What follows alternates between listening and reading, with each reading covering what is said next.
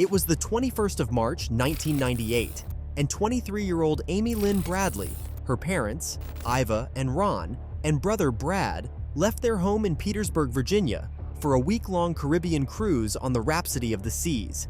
Ron had won the cruise as a performance reward from a company he represented, Illinois Mutual Life Insurance Company. Amy was a 1996 graduate of Longwood College. She was a star athlete. She ran track and played basketball for Providence Middle School. She loved the game. She worked real hard. She was very intense. She just seemed to be excited about life, said her basketball coach, Diane Dacus. Amy graduated with a degree in physical education and aspired to be a teacher. Unfortunately, however, Amy never got the chance to reach her full potential when tragedy struck during their family vacation. In the early morning hours of the 24th of March, Amy was partying in the cruise ship's dance club with the band, Blue Orchid, Brad, and new friends she had made on her Caribbean getaway. At around 3 a.m., Ron woke up and realized that Amy and Brad still weren't back in the shared cabin. He pulled on his clothes and went to the disco and walked them back to the cabin. The trio sat on the balcony for a while before Brad and Ron went to bed. Amy told them she was going to stay up on the balcony for a little while longer, as she was feeling somewhat queasy. The fresh air on the balcony would do her some good, she thought. The last time her father saw her was at around 5:15 a.m. She was asleep on the deck chair on the balcony. There was a pack of cigarettes beside her, and the sliding door was closed.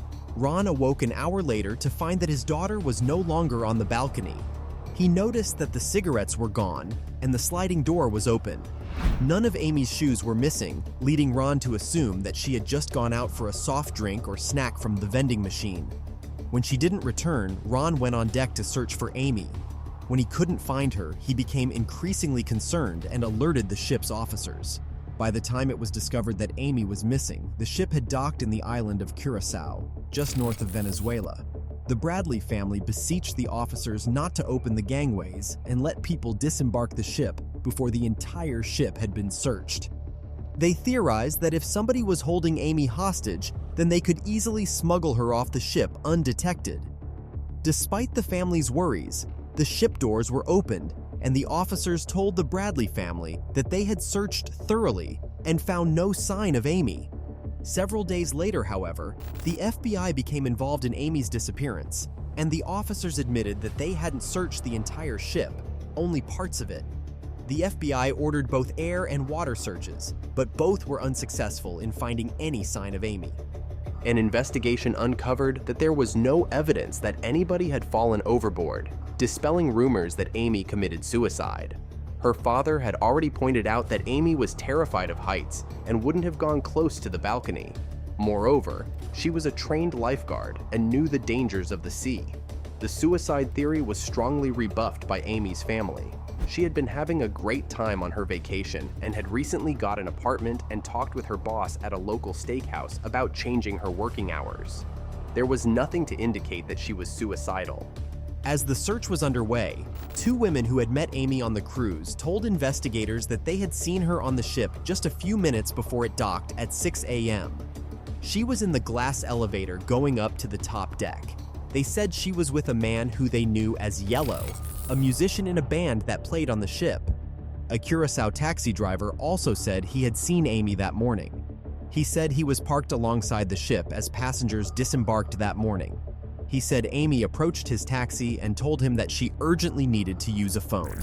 He pointed her towards a nearby payphone, but she walked away in the opposite direction. The main theory is that Amy was abducted and sold into sex slavery, and several eyewitness reports substantiate this theory.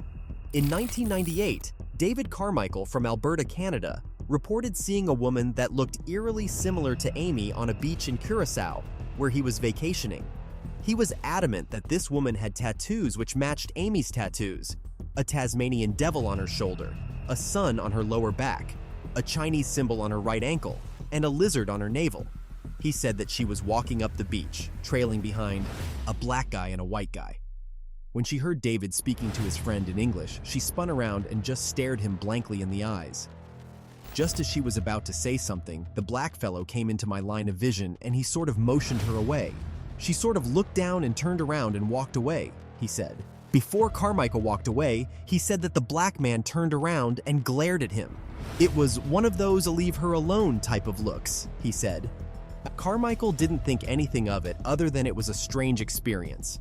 Months later, however, he saw Amy on America's Most Wanted, Roz Titi.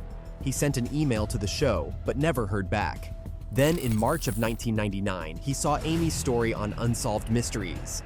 This time, he contacted Ron Bradley directly.